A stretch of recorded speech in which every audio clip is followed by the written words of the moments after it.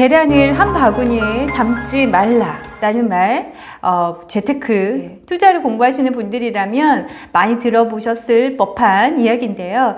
이 이야기는 분산 투자를 해서 리스크를 낮춰라 라는 뜻인데요. 정말 부자들은 이렇게 투자를 할까요? 안녕하세요. 소사장 소피아입니다.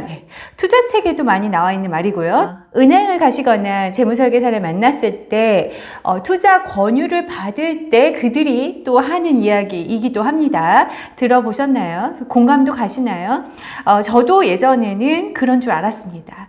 하지만 현재는 생각이 바뀌었습니다. 지금은 확신할 수 있는 것에 몰빵해야 된다 라고 생각합니다. 지금은 한 바구니에 모든 계란을 담아야 된다고 생각합니다.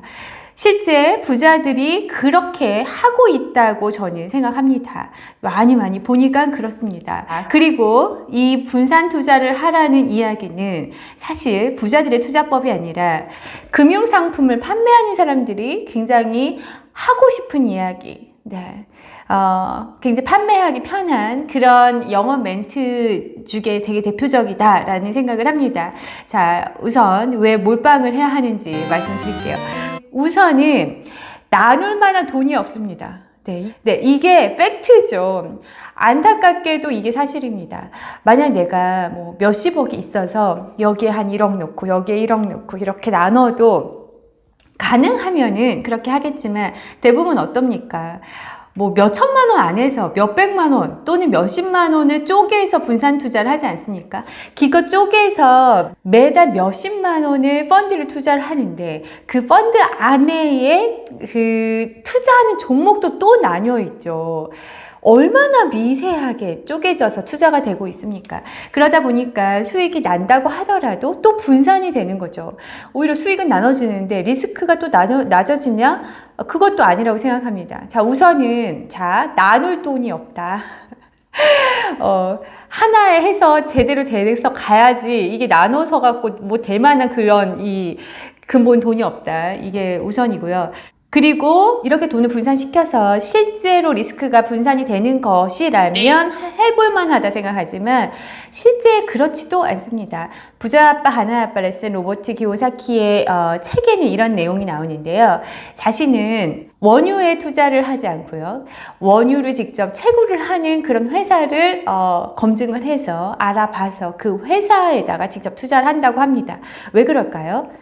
왜 그러냐면 그 채굴 회사의 속속들이의 내용을 알고 있고 또 그 회사의 전략을 알고 있고 방향을 더 알고 있으니까 내가 정보를 훨씬 더 많이 갖고 있죠. 그리고 또 투자를 함으로 해서 나의 의견을 개진할 수 있는 상황도 더 있고요. 내가 이렇게 그냥 돈만 어디에 회사 이렇게 이름을 보고 원유를 채굴한다더라, 또 무슨 뭐 바이오 회사라더라, 뭔 회사라더라 이런 식으로 해서 산다고 해서 거기 정보를 과연 어느 정도 선까지 알 수 있을까요?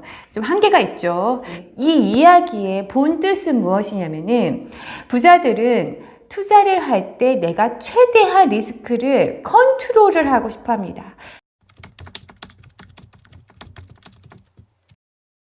리스크가 없는 투자를 한다는 게 아니라 리스크를 없애기 위해서 굉장히 적극적으로 그 자신의 포지션을 지킨다는 거예요. 그런 상황에서 투자를 원한다는 뜻입니다. 네, 부동산도 마찬가지라고 생각합니다. 부동산도 누가 여기 돈 된다, 투자하란다, 여기 뭔가 조합원이 되세요 이렇게 하면 크게 될 겁니다. 몇 년 후에 됩니다. 이런 식으로 그냥 잘 모르는데 이야기를 듣고 또 뭔가 이렇게 장밋빛 상상 완전하게 낙관적으로 이렇게 보고 또 이렇게 투자를 했을 때에는 내가 그 후에 발생이 되는 리스크에 대해서 전혀 컨트롤할 수 있는 능력은 하나도 없죠. 그래서 위험한 것입니다.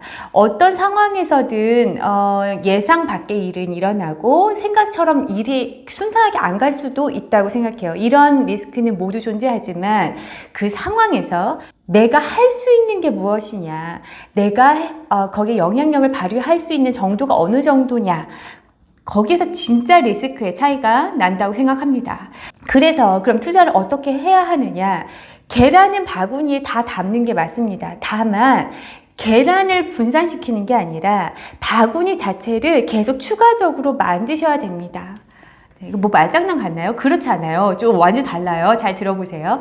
자, 어떤 주식 투자를 내가 한다. 그래서 종목을 나눠가지고 하거나, 뭐, 펀드를 가입을 해서 또 펀드를 여러 가지를 가입을 한다거나, 거기에 또 복잡하게 그 뭐, 혼합형, 뭐, 주식형, 뭐, 이런 걸 섞는다거나, 이렇게 투자를 하시는 게 아니라, 주식 투자도 하고 부동산도 투자를 하시고 또 사업체도 만드시고 또 다른 투자도 공부를 해 나가시면서 이 바구니 자체를 늘려 나가셔야 합니다.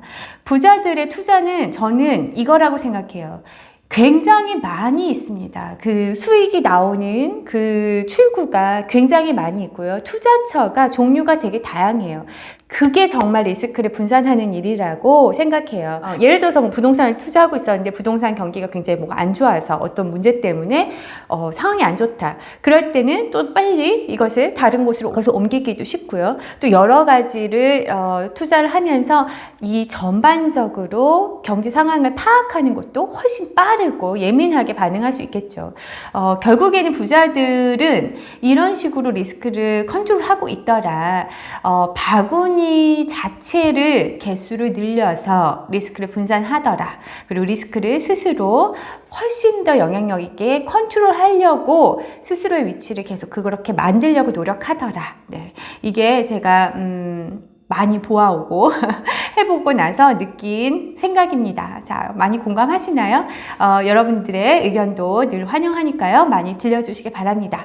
영상 도움이 되셨다면 좋아요 꼭 눌러주시고요. 저는 또 다음 영상으로 찾아뵙겠습니다. 여러분 감사합니다. 안녕!